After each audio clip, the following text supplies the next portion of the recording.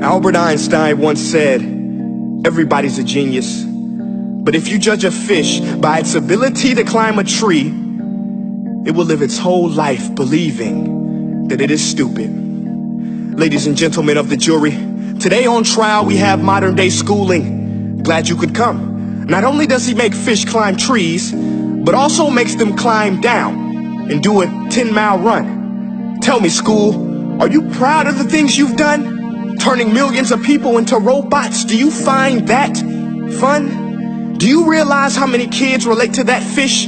Swimming upstream in class, never finding their gifts, thinking they are stupid, believing they are useless? Well, the time has come, no more excuses. I call school to the stand and accuse him of killing creativity, individuality, and being intellectually abusive.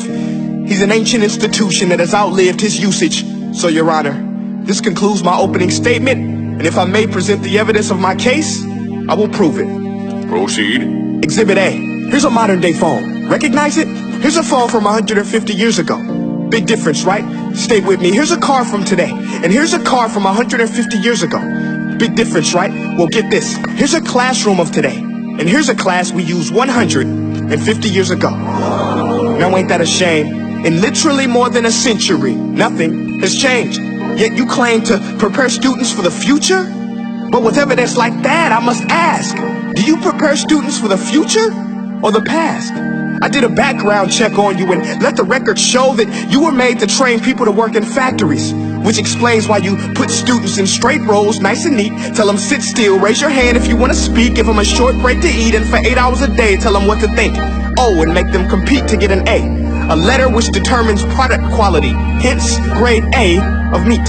I get it. Back then, times were different. We all have a past. I myself am no Gandhi. But today, we don't need to make robot zombies. The world has progressed. And now we need people who think creatively, innovatively, critically, independently, with the ability to connect. See, every scientist will tell you that no two brains are the same.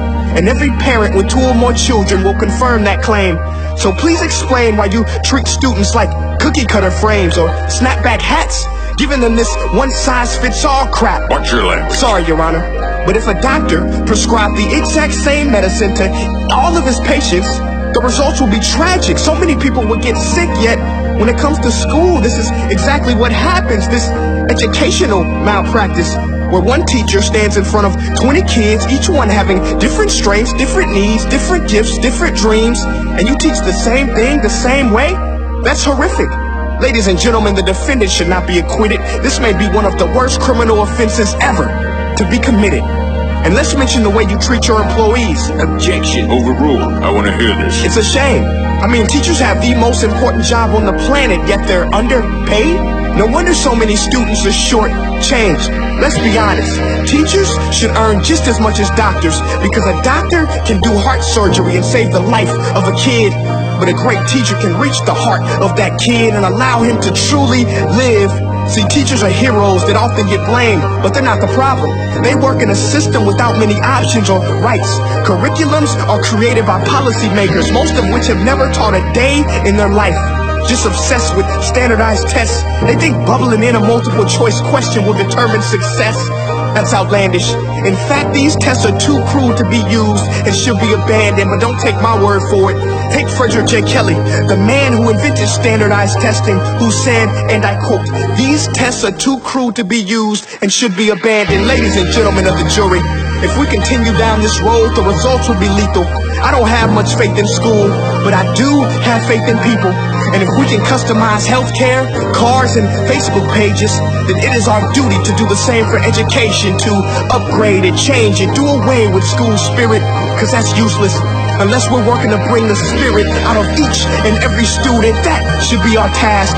No more Common Core. Instead, let's reach the core of every heart in every class. Sure, math is important, but no more than art or dance. Let's give every gift an equal chance. I know this sounds like a dream, but countries like Finland are doing impressive things.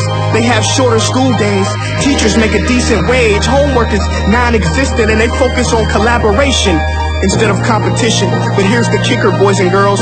Their educational system outperforms every other country in the world. Other places like Singapore are succeeding rapidly. Schools like Montessori, programs like Khan Academy, there is no single solution. But let's get moving, because while students may be 20% of our population, they are 100% of our future.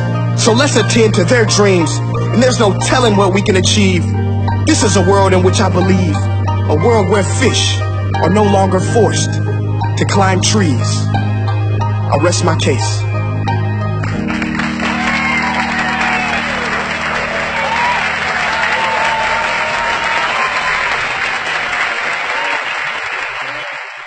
Hey guys, thank you so much for watching that video.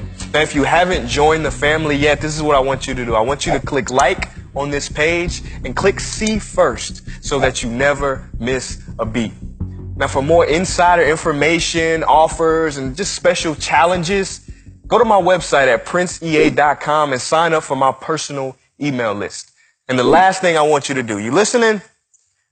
Make each breath count. Peace.